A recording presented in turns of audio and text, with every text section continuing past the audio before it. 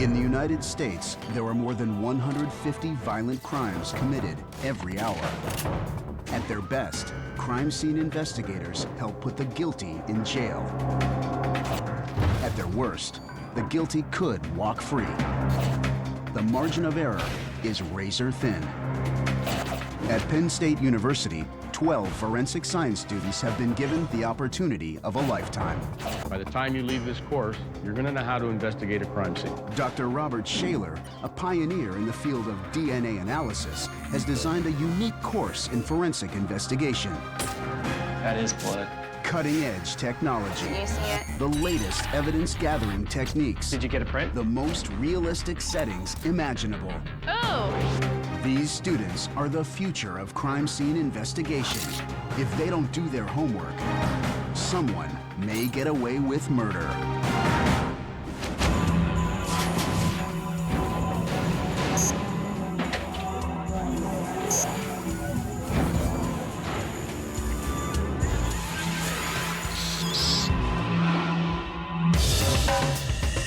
Oh my gosh, there's blood everywhere. It was overwhelming. There are bloody handprints.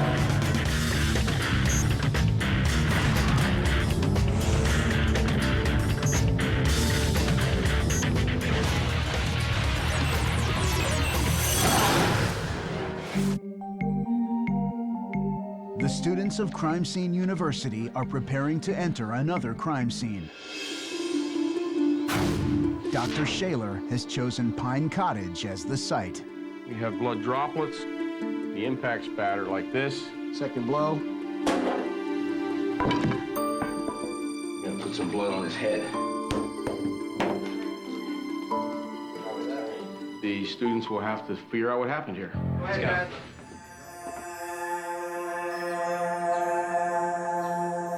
Just be careful where you step. As the students enter the crime scene, they immediately locate two dead bodies. A male victim. There's a second victim here. We have 2 dead bodies. That's pretty major considering we've only had 1 up to this point. When I first walked into the crime scene, there were actually 2 victims and a baseball bat. There is a lot of blood on the walls. There's a lot of cocaine. In this crime scene, there seems to be a lot more going on. This is a larger degree than anything we've dealt with before. The only information the students will receive is a police report created by the first officer responding to the scene. This document includes initial observations of the physical evidence, background information, along with eyewitness statements. The first officer responding reported that the couple that lived at the house, a public defender and her boyfriend, had a history of domestic disputes. It was suspected that the boyfriend was a drug supplier. Their bodies are inside. One of the pieces of information are going to be eyewitness accounts. And eyewitness accounts are notoriously wrong.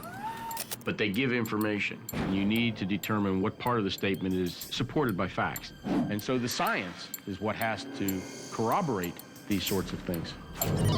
The witness, a neighbor, stated that he saw 2 men leave the house. He recognized one of the men as a client of the public defender and the other man as a local bartender. On the strength of the witness's statement, the public defender's client and the bartender were picked up by the police. Both suspects had blood on their shirts. The questions you need to answer are simply how many people were here, why they were there, and then, of course, the ultimate question is who was the person who committed the crime.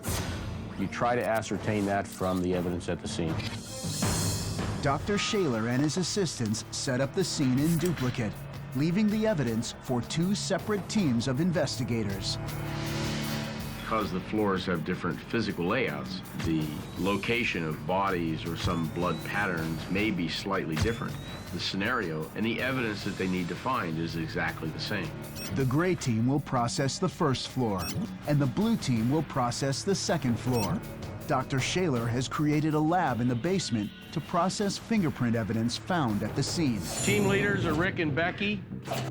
I think that I'm going to be a pretty good leader for our blue team as long as I stay organized, that everything should run smoothly. You apply everything that you've learned, all the experience that you've gained, And that's the most important part, is to just give it your best effort every single time. It'll give me a chance to truly shine as a leader. There's a victim here, a male, blood spatter also. This window is open. There's drug paraphernalia in the living room. Female victim. There's also bloody fingerprints on that door. And there's 2 deceased.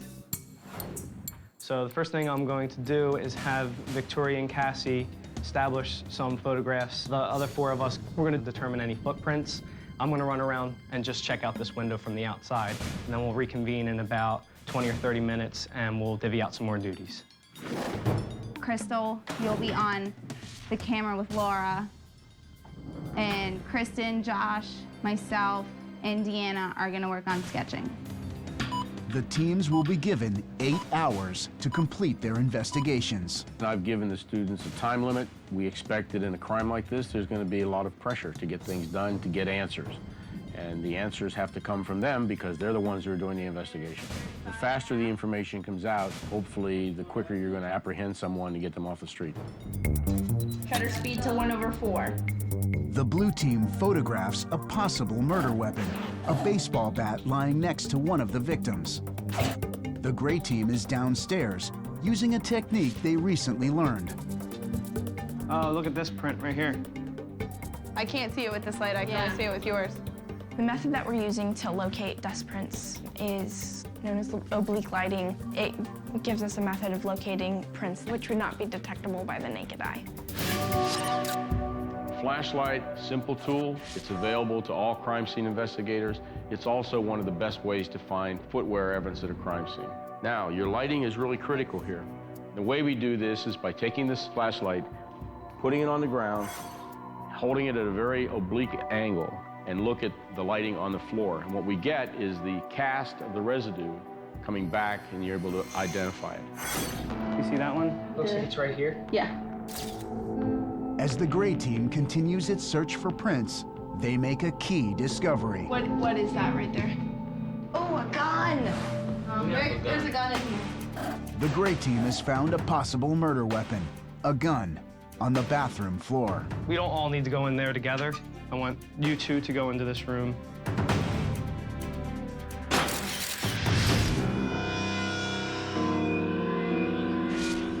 Upstairs, the blue team has started documenting the evidence on one of the doors leading out of the house. It's a really faint handprint that is made with blood, and we think it's at a possible exit point, so we wanted to take a photograph of it, and then we're going to run some other tests on it to see whose fingerprints that they are.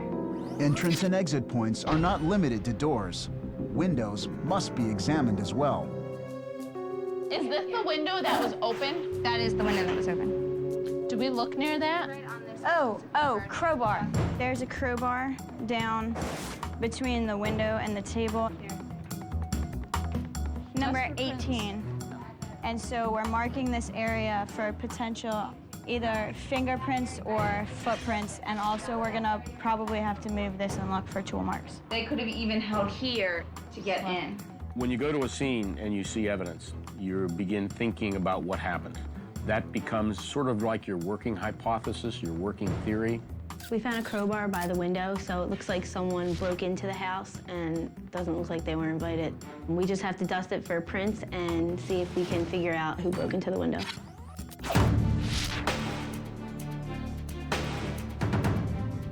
Right there. There's like at least 10 fingerprints in the bathroom.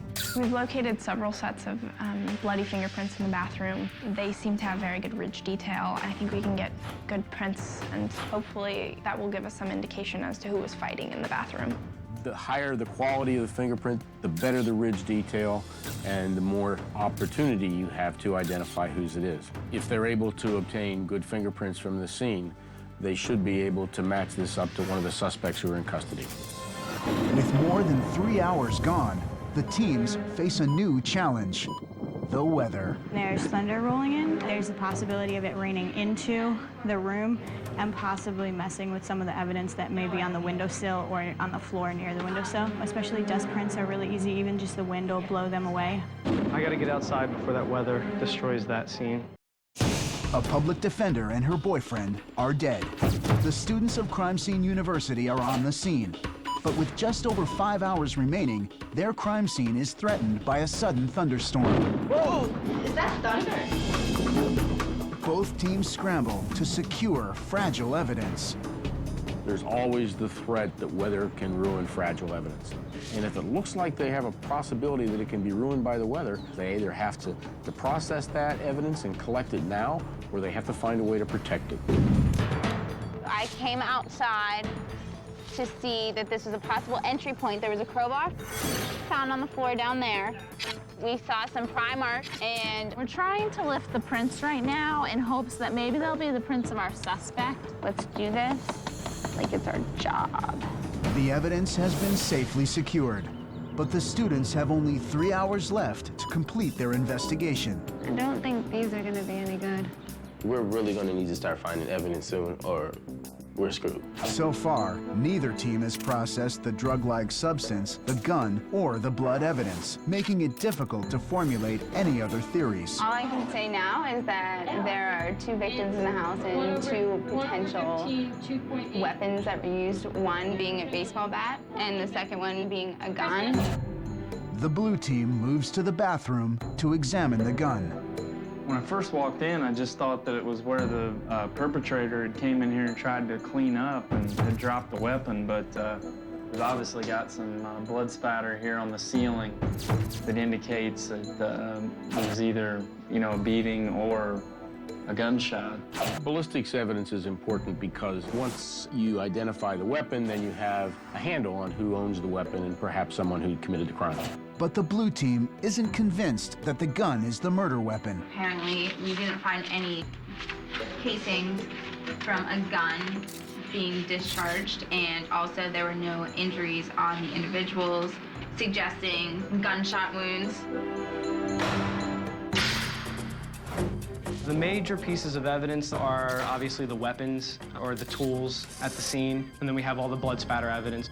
The gray team has discovered blood spatter on the walls next to each victim. Going both ways. Okay. So I think it was more like something that happened like right here, maybe.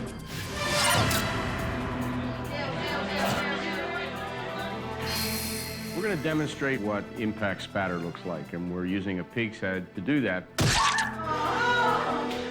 Okay. So what you can see is we have an impact spatter. We also have directionality of the blood coming up in this direction. Impact to a blood source will result in blood drops on a smooth surface resembling a teardrop. The sharp end will indicate the direction of travel. The size of the droplet can give an indication as to the force of the impact. Gunshot wounds will typically cause blood droplets 1 millimeter or smaller in diameter. An impact that doesn't have quite that force is going to end up with larger droplets. There's not a whole lot over there, so I'm thinking it was maybe a blow like that.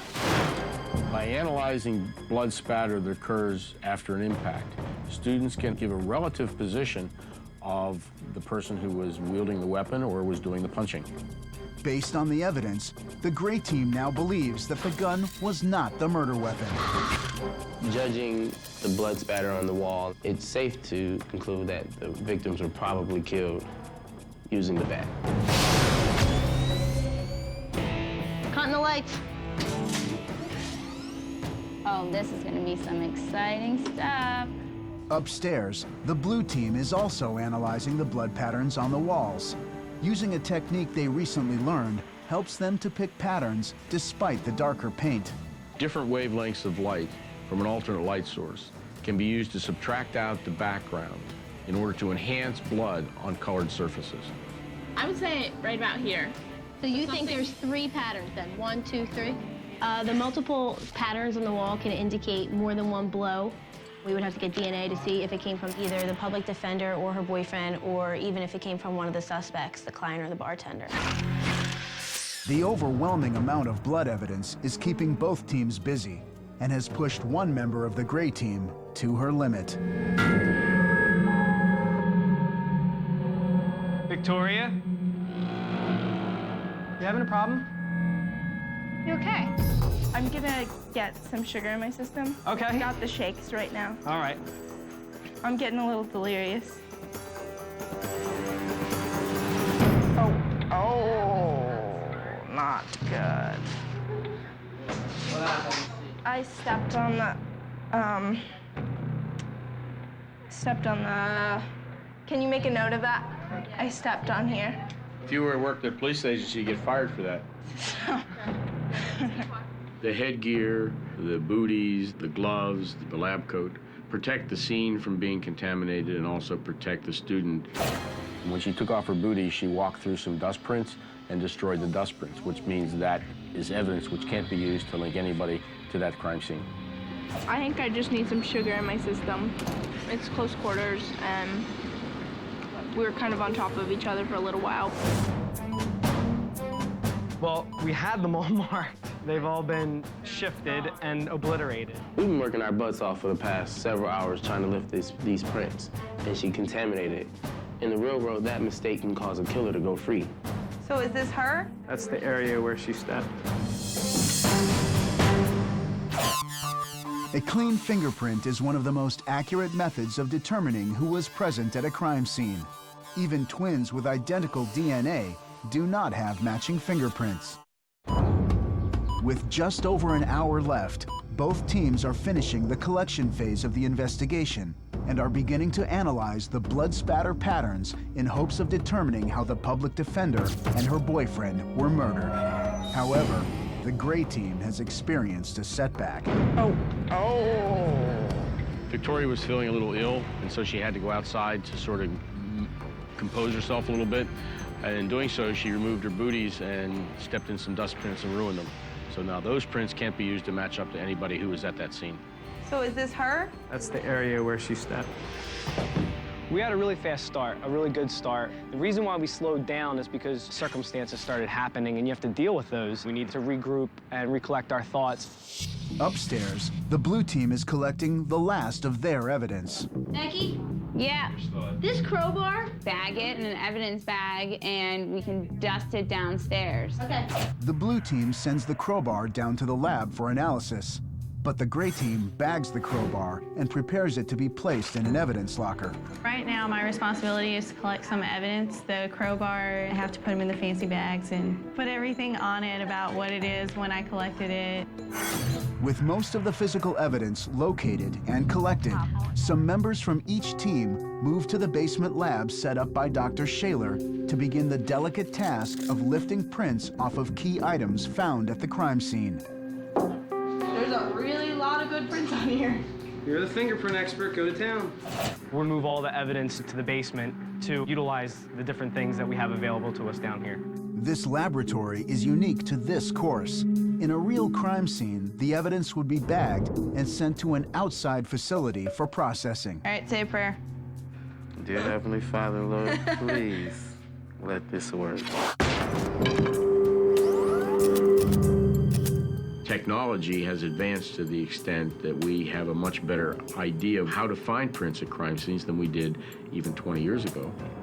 And our ability to employ chemistry on fingerprints to make them more visible for the investigator to make comparisons. At this point, any viable print can give us an indication who was at the crime scene and who wielded the murder weapon.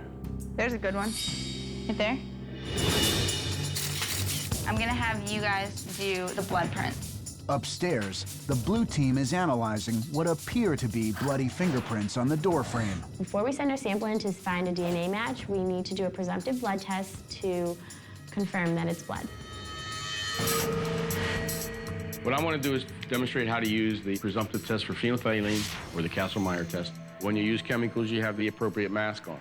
The first thing you want to do is moisten it with water, and then you want to swab the area that you think might be blood. So I'm going to fix it in place with a little alcohol. I'm going to add a sample of the TMB reagent. So that's the phase one. This is where you find out whether or not you get false positive. The color forms after the addition of the TMB reagent, then you have a false positive. You don't go any further. 1 drop of the hydrogen peroxide, and you see that's a positive test.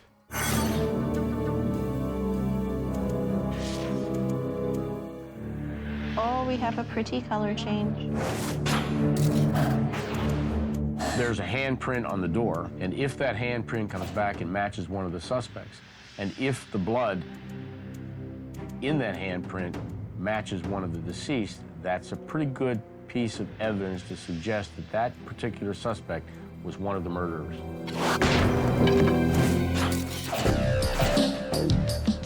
Members of the blue team move on to the drug-like substance on the living room table. All we have to do is open this and swab our area. It's going to turn blue if it's a positive test for cocaine. The test is a swab technique. Cobalt thiocyanate reacts with cocaine, and you just rub it across the material that you want to test, and you'll get a blue color if it's positive. For this exercise, we used a drug which gave the same chemical reaction at the scene that cocaine does.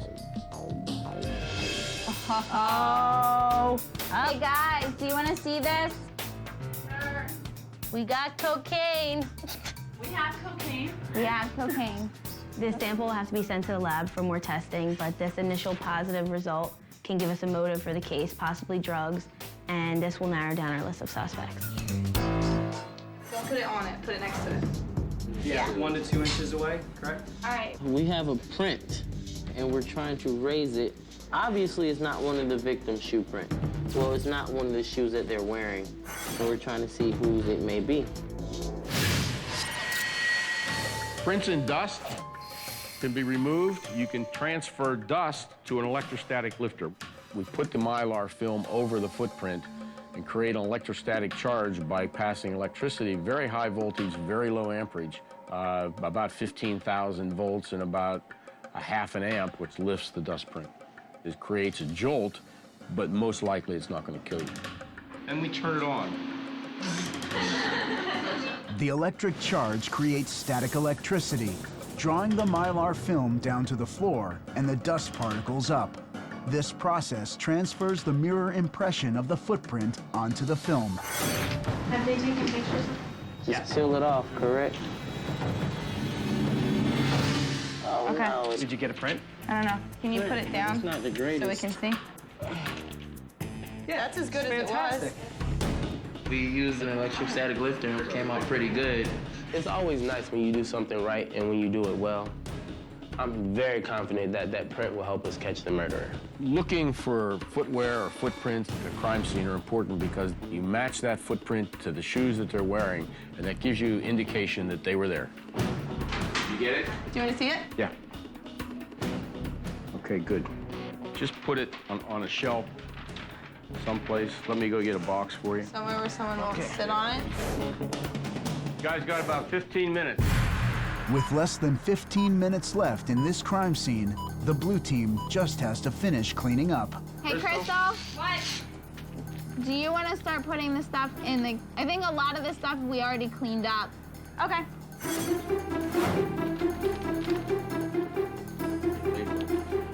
All right. You got a Oh, pen? we need to label that.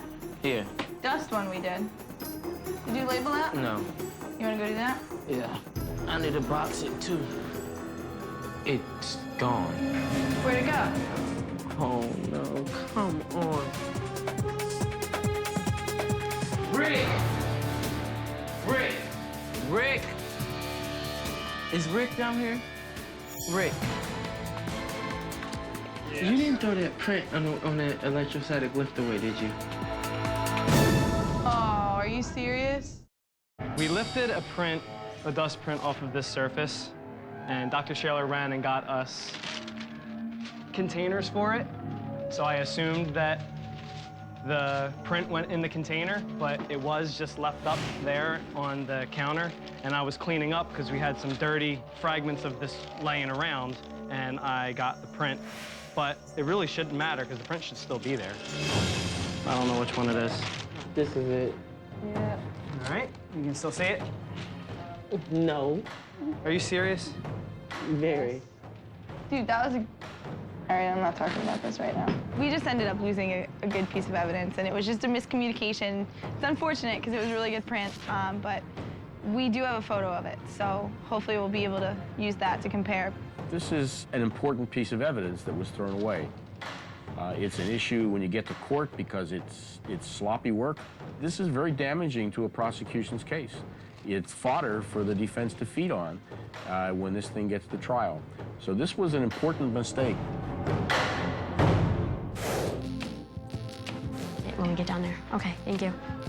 With little time remaining, the blue team finishes their cleanup. I don't know, the evidence with this scene is just overwhelming, and we've been working on it for over 8 hours, so hopefully we can come up with something really good. In the final moments, Christine questions the gray team leader's judgment for not taking a closer look at the fingerprints found on the exit door. I don't understand why you would only do part of what looks to be like a hand. Are these partial prints? This one's a whole print. You can see ridge detail on it. Rick wants to just leave it. It's crucial evidence, could indicate both our suspect, if we can match the prints to our suspect, as well as a place of exit. The gray team are combative. Each one of them seems to have their own distinct personality. They're all very independent people.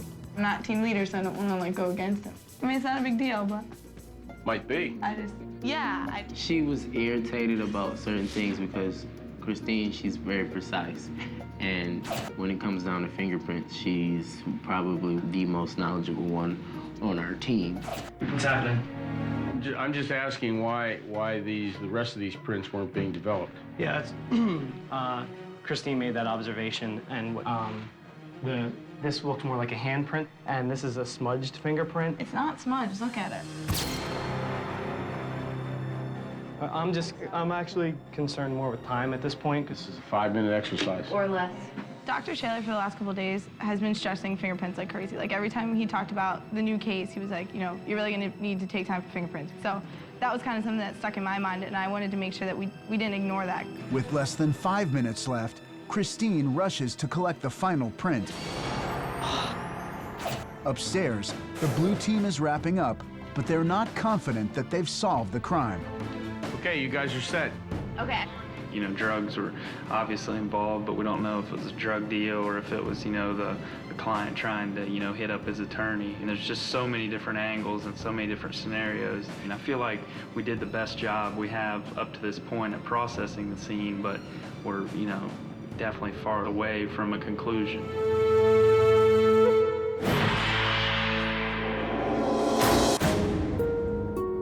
We've just finished collecting all of our evidence, so now we just have to hope that we've collected enough fingerprints and footprints and blood swabs so that we can pinpoint who the murderer is.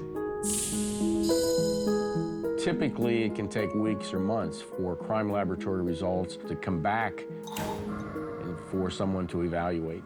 In this instance, the students are getting the laboratory results back so that they can make some sense of it within the time frame of our class. We have a complex scene here. It could have started out as a drug deal, gone bad.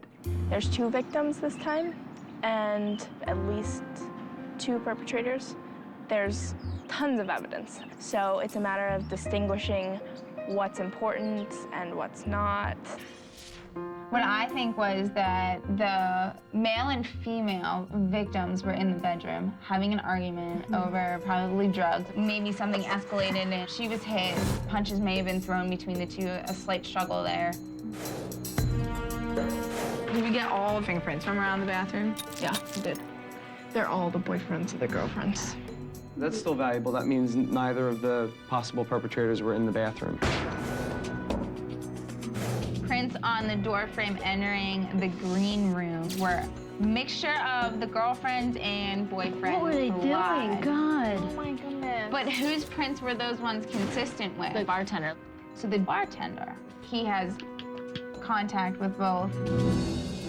With what we've seen for blood and fingerprints so far, is the bartender's more involved in the violent acts than the client. The client only actually had blood on his footprints from the boyfriend. So it's still a little confusing right now. I think we have a lot more mapping out to do of it, but I have a feeling that they were both involved heavily.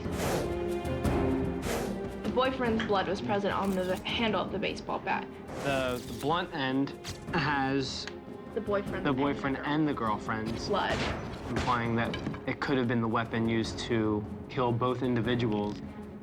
and we have exit points here and here. It would be kind of awkward to lay this blow, run back here, drop the bat, and then leave. We don't have footprint evidence of that. No. So that's why my theory is that he was dead first. I just don't get why the window was broken into. I don't really think there's any reason for that. I'm sure, like, the client could have, like, knocked at the door and she would have let him in. I just don't understand why you'd climb through the window. Right. There's only one set of prints, too. The blue team is close to putting together a scenario, while the gray team has hit another snag. None of the DNA samples that we submitted came back as client's blood. None of them? None of them. Having the prints from the crowbar will probably be pretty valuable. DNA profiling was developed in 1984 by British geneticist Sir Alec Jeffreys. A forensic scientist can obtain deoxyribonucleic acid from a viable sample of blood, semen, skin, saliva, or hair. Both teams have completed processing their crime scenes and are now interpreting their evidence. This here is just her blood. The blue team has used the results from their blood samples to come up with a theory of the crime, Where were the client's prints found? while the gray team has hit a roadblock. Do we have the client's prints? Prints off the crowbar? We didn't get any Off the prints what? off the crowbar. You didn't get any?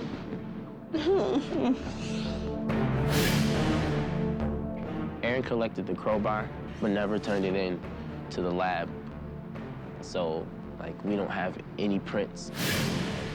I did feel like maybe I wasn't doing as much as I should have been, but I didn't want to do anything that Rick didn't want me to do. This is a crucial piece of evidence, so this could really hurt us. Obviously, this wasn't as fruitful as I had hoped.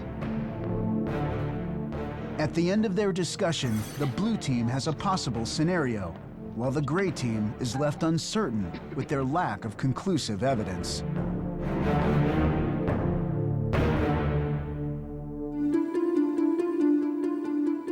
Given the students the results of their testing, the fingerprints, the blood, the footprint evidence, and now I'm sending them back out to the scene so they can have a final walkthrough. You're startled, you're just gonna toss it. Right. This crime scene is starting us off because there was a gun found in the bathroom that wasn't used. We figured that if the two killers came in with the gun, they're gonna use it instead of the bat. The victims didn't have any bullet wounds in them, so we're making the gun just involved in the fight between the boyfriend and the girlfriend. So he gets all ticked off, he comes in, you know. You hit me like this? This crime scene was really complex. I think it could have gone in a variety of different ways. Which way is it going? I like what we put together at the end. I don't think either of us are gonna nail it. You guys worked really hard. So what I'd like you to do is to show us how you think this all happened. We've found from the documentation that the girlfriend is a lawyer and the boyfriend is a suspected drug dealer.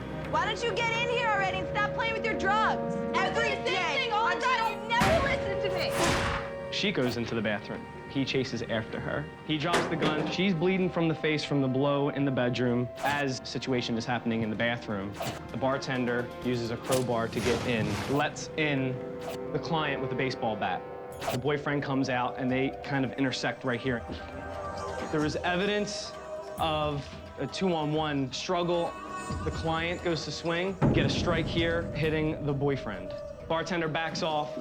The boyfriend attempts to crawl out the hallway, and the fatal blow from the client sends spatter in this direction, and then the boyfriend collapses. So the girlfriend comes out holding the bloody nose, tries to get out this door, but the bartender is still here, so she moves this way. There's a struggle. The client goes to swing, leaving fingerprints on the bat. One blow to the cranium. The second blow, the fatal blow, sends spatter onto the wall. Meanwhile, the bartender has left out this way, leaving fingerprints on the doorway as he hops over the body and exits the room. And the client goes through the vestibule, leaving prints on those two doors. I'm kind of excited to see how it really did go down and see how close we got, because I think we did a good job.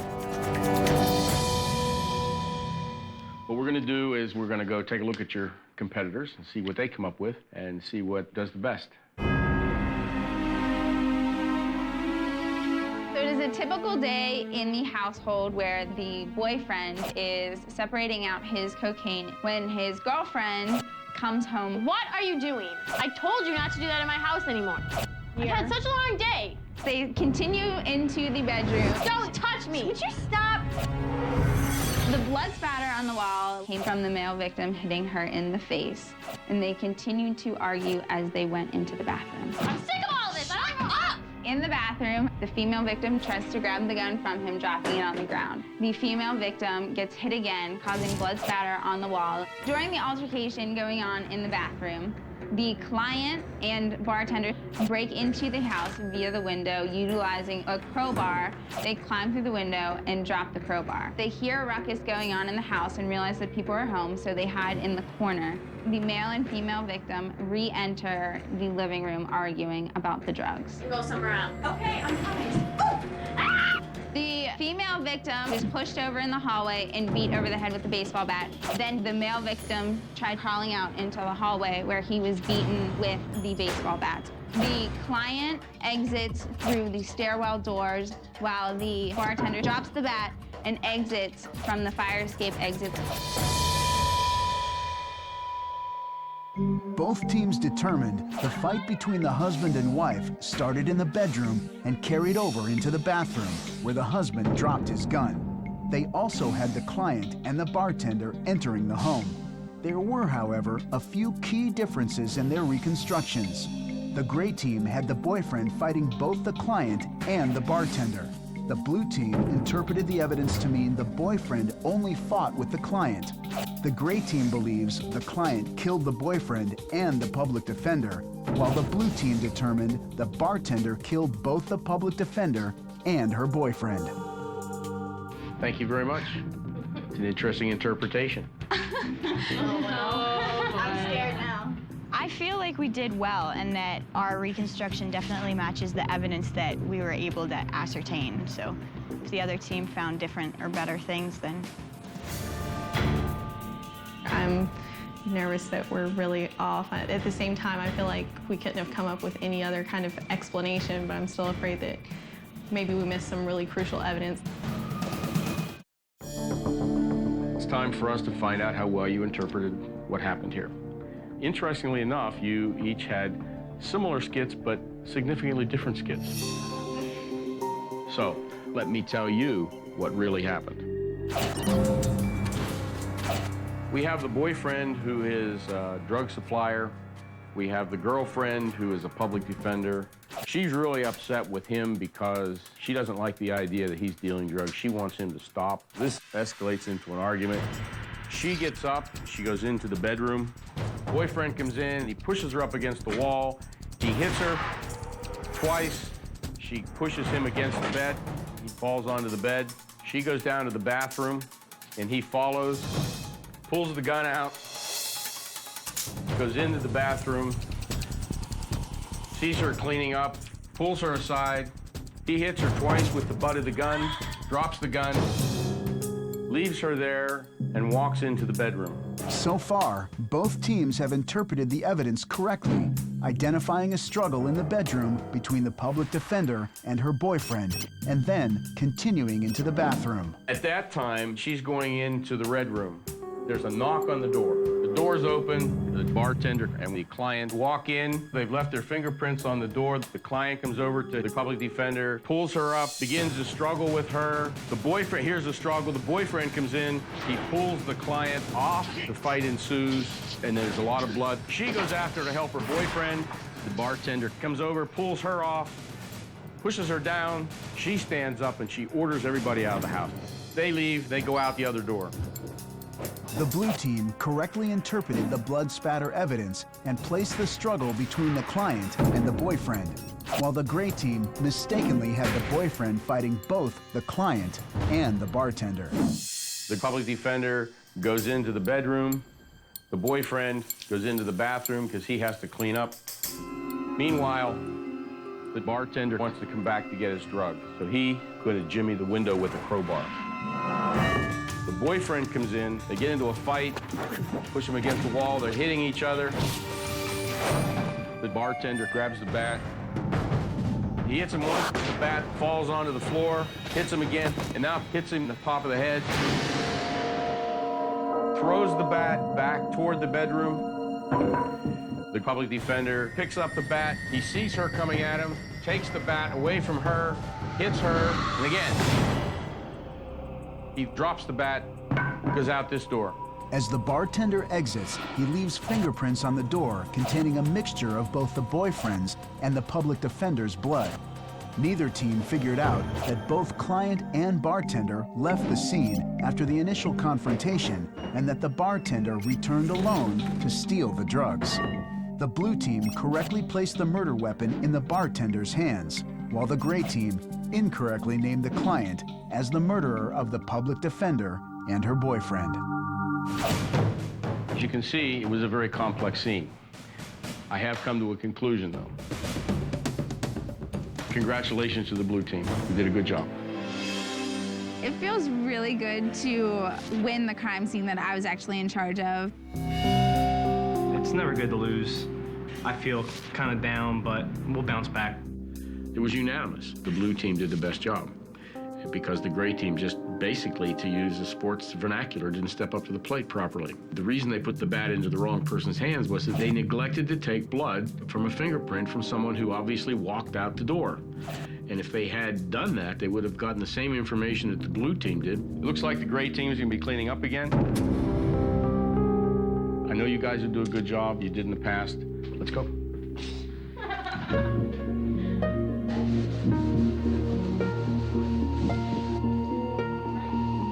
The gray team has to get together and sort out their differences. They're all intelligent. They're all hardworking. But they have this personality crisis, and they have to get through it. The team really can afford to be at each other's throats.